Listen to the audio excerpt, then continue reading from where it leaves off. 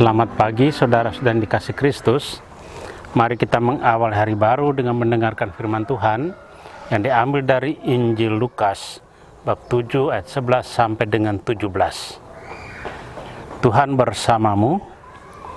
Inilah Injil suci menurut Santo Lukas. Pada suatu ketika pergilah Yesus ke sebuah kota bernama Nain. Para murid serta banyak orang pergi bersama dia. Ketika ia mendekati pintu gerbang kota, ada orang mati diusung keluar, yaitu anak laki-laki tunggal seorang ibu yang sudah janda.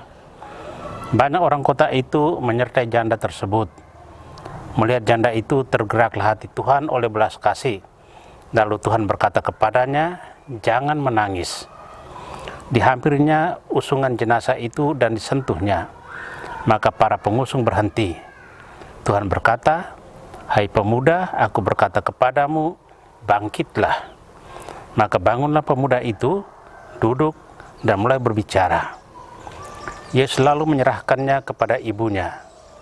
Semua orang itu ketakutan, dan mereka memuliakan Allah sambil berkata, "Seorang nabi besar telah muncul di tengah-tengah kita, dan Allah telah mengunjungi umatnya."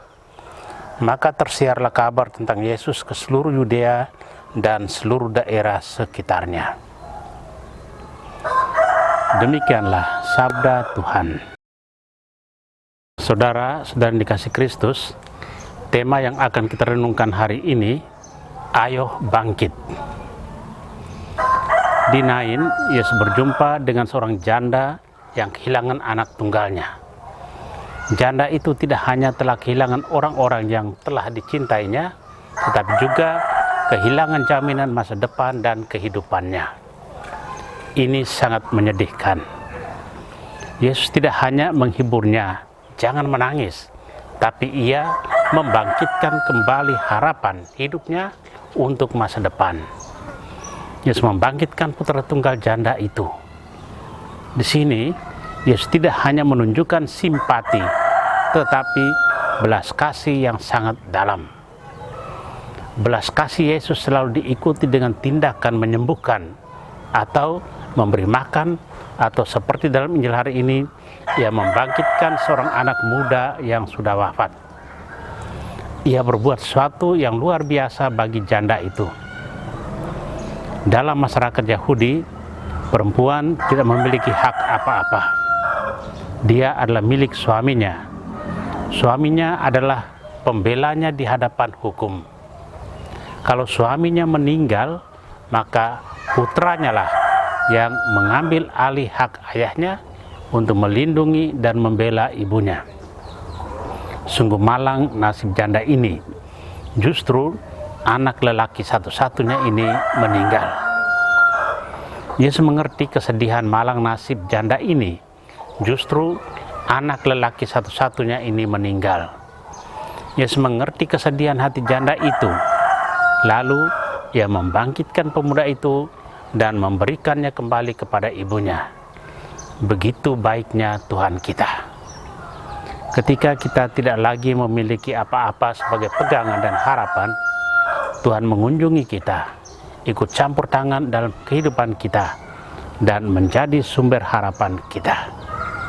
Saudara-saudari terkasih, kata-kata Yesus ketika membangkitkan pemuda di Nain bukan hanya soal kebangkitan fisik saja.